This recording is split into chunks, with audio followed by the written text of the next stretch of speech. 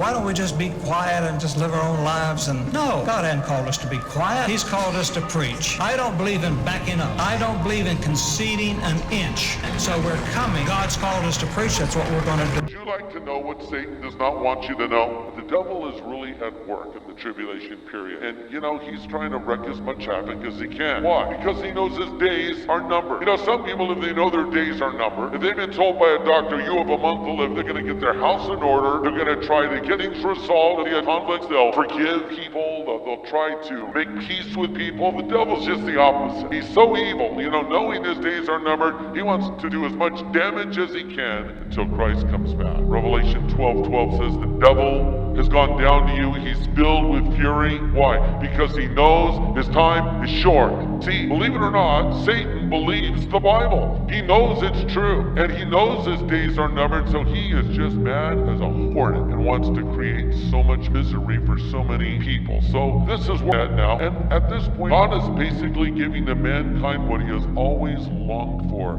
pure evil. Now every time you turn around, people are pushing the boundaries. So we don't like this definition of the family. We want to redefine it. We don't like this rule. We don't like this law. We don't like these restraints. We want to do what we want to do with whom we want to do it, when we want to do it. Finally God says, okay, go for it, man. The restraints are gone. The restraining force in the world, the church, the followers of Christ, will no longer be there stopping it or speaking out against it. All hell is literally going to break loose. Reminds us a little time of the Pharaoh in Egypt. You remember that? Moses demanded the release of the Jews, and Pharaoh basically said no way, and so a series of plagues came. And each one of these plagues that God brought upon Egypt was leveled against one of the gods of Egypt. See, the Egyptians worshiped so many gods. They worshiped the sky, they worshiped the Nile River, they worshiped frogs, they worshiped all kinds of things. And God says, okay, you like to worship frogs? Here you go. A plague of frogs, more gods than you can shake a stick at. Frogs on the floor, frogs in the bed, frogs in the oven, frogs in the bath, everywhere. So the Lord here effectively in Revelation is saying, you want it, you got it. I'm going to let you get what you've always longed for. C.S. Lewis made this statement, and I quote, there are only two kinds of people in the end. Those who say to God, thy will be done, and those to whom God says in the end, thy will be done. All that are in hell choose it. Without that self-choice, there would be no hell. So God's effectively saying to humanity, all right, is this what you want? Thy will be done. I'm giving it to you. So now we see God allowing Satan to have his heyday. Let's look at Revelation 9, starting in verse 1. Then the fifth angel sounded, and I saw a star fallen from heaven to the earth. To him was given the key to the bottomless pit. And he opened the bottomless pit, and smoke arose out of the pit like the smoke of a great furnace. So the sun and the air were darkened because of the smoke of the pit, and out of the smoke locusts came on the earth, and to them was given power as the scorpions of the earth have power. They were commanded to not harm the grass of the earth or any green thing or any tree, but only those men who did not have the seal of God on their foreheads. They were not given authority to kill them, but to torment them for 5 months. Their torment was like the torment of a scorpion when it strikes a man. In those days when they will seek death and not find it. They'll desire to die, and death will flee from them. The shape of the locust was like horses prepared for battle. On their heads were crowns of gold, and on their faces they were like the faces of men. They had hair like women's hair. Their teeth were like lions' teeth. They had breastplates like breastplates of iron, and the sound of their wings was like the sound of chariots, and many horses running into battle. They had tails like scorpions, and they were like stingers in their tails, and they had power to hurt men 5 months. And they had as a king over them the angel of the bottomless pit, whose name in Hebrew is Abaddon, but in Greek is the name Apollyon. Now, we've all heard stories of great singers and actors who were at the top of their profession, and then as they had a measure of success, they started using drugs or drinking heavily, and so many of them die of drug overdoses or some other incident related to it. So we'll refer to that person maybe as a fallen star. Well, here we have a different kind of fallen star. It's Lucifer. Satan is a fallen angel or a star because in Revelation, the word star is used to describe angels. He's a star who fell from his position of influence. In Isaiah 14:12, the scripture says, how you are fallen from heaven, O shining star, son of the morning. You've been thrown to the earth. You've destroyed the nations of the world. In Ezekiel, the devil is described as being the model of perfection, until wickedness was found in him and he lost his exalted position. So remember, the devil wasn't always the devil as we know him now. This addresses the question, why would a God of love create someone as wicked as the devil? Answer, the God of love did not create the devil as we know him. God created a beautiful, magnificent, powerful angel known as Lucifer, which means son of the morning. He had access to the throne of God. He seemed to be on a high level up there, maybe even with a Michael and a Gabriel, but Lucifer exercised his free will and he rebelled against God. So Lucifer becomes Satan when he rebelled against God. Now look at this. God gives to Satan the key of the abyss or the bottomless pit in verse 1. What is bottomless pit?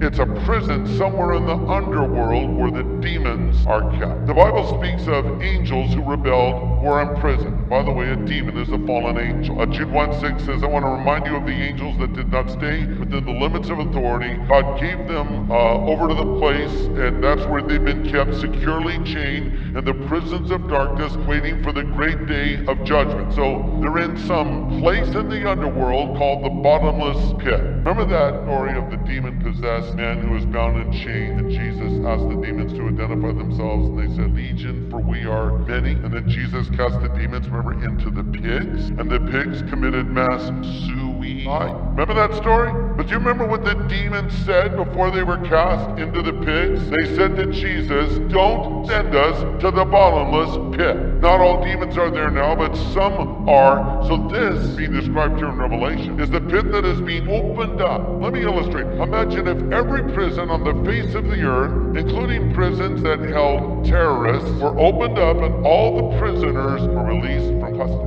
And then imagine if all of them were deputized and armed to the teeth to harm people. Would that be a bad thing? Yes, it would. And so this is what's happening on a larger scale as these demons are being released, sort of a glimpse of hell. And out of this pit come these hellish creatures. Verse 3, they're called locusts. But I want you to notice, go back over those verses, notice how many times the word like is used. They were like this, they were like that. It's not like a teenager speaking where they say, I'm all like, and he's all like, and she's all like. Not like that. It's more like, well, John in first century language is trying to describe what he's seen. Well, it kind of sounds like a chariot, and the hair looks sort of like the hair of a woman, and it's like this, and it's like that. So he can't totally put into words what he's saying. He's saying, so Greg, are there going to be all these like freaky kind of creatures like attacking the earth? No, not at all. They're not like insect creatures. Here's what they are. These are supernatural soldiers from the kingdom of darkness. This is an invasion of demons in the last days that are very aggressive. The symbolic descriptions that John used are there to describe aggression and force, as well as power, intelligence, and ferocity. And they have a leader. He's called Apollyon or Abaddon. Abaddon. By the way, he is one bad dude. It's pretty close. Abaddon. A bad dude. He's a destroyer. And this may be a reference to Satan himself, or it may be a reference to a high-ranking demon under the command of Satan. You see, just as God has his supernatural army of angels, with Michael pretty much at the top of the heap because he's an archangel, and there's Gabriel, so the devil has his rank-and-file angels. So Abaddon, or a bad dude, if you will, or Apollyon, is either a description of Satan himself or a high-ranking demon under his command. So Satan is whipping up this frenzy, and all restraints are lifted, and you see how bad it can actually get during the tribulation period. Now, here's points that we want to take away from this. Number one, about these demons. They are real and aggressive. They're real and aggressive. Not are all confined to the abyss. They roam freely in their search and destroy mission. You might say they're looking for trouble. And by the way, the devil is always looking for trouble. Remember the book of Job, when the angels of the Lord came to present themselves before God, and Satan was among them. And so God says to Satan, so where have you come from? Devil says, just going back and forth across the earth, watching everything that's going on. That's pretty much the devil. He's just checking things out. Just really creepy. What can I make trouble? Could I exploit this? Could I take advantage of that? He's always looking for something to wreak havoc with. The Bible describes him as a lion seeking a prey. 1 Peter 5:8 says, be careful, watch out for the attacks from the devil, your great enemy. He prowls around like a roaring lion looking for some victim to devour. By the way, I'm not saying this to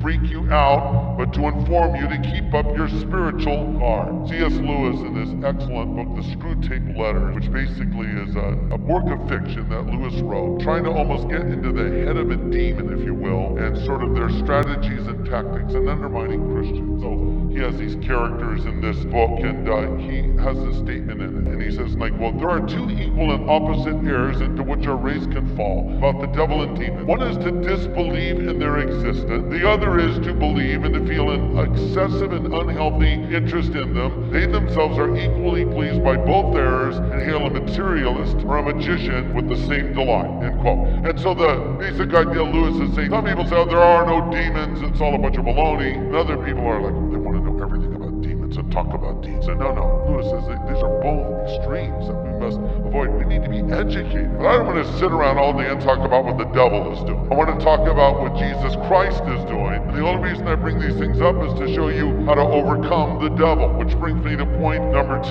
Though powerful, demons have clear limitations. His power, though considerable, is still limited. He would like you to think that he can do anything that God can do. You know, sort of the idea that there's God and the devil. They're like the yin and the yang. Both are just as powerful, or the dark side of the force. That's not what it is at all. Let's think biblically. No one is equal to God. God is all powerful. God is all knowing.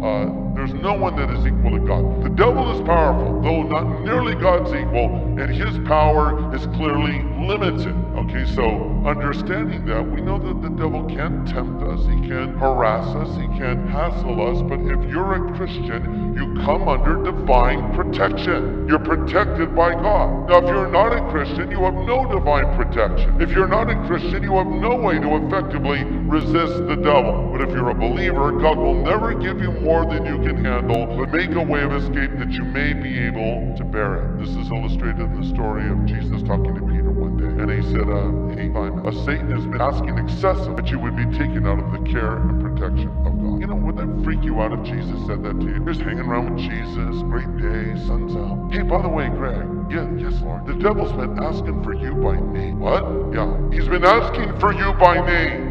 What does he want? He's been asking that you would be taken out of the care and protection of God. But then Jesus says, but I've prayed for you that your faith will not fail. Okay, you know, yeah, but I'm in your corner. I'm there for you, so don't worry. So when the devil comes knocking, I always like to ask Jesus to answer the door, right? But apparently Peter was such a big fish, or fisherman, if you will. The devil had set his sights on him and said, I want him. So he was going to God saying, I want him. Jesus says, no, he belongs to me. See, so the devil comes in, I want you. Jesus says, that one belongs to me. So you see, you're under divine protection. Now that doesn't mean the Lord will not allow you to be tempted. That doesn't mean the Lord will not allow the enemy to hassle you, but you'll never have more than you can handle.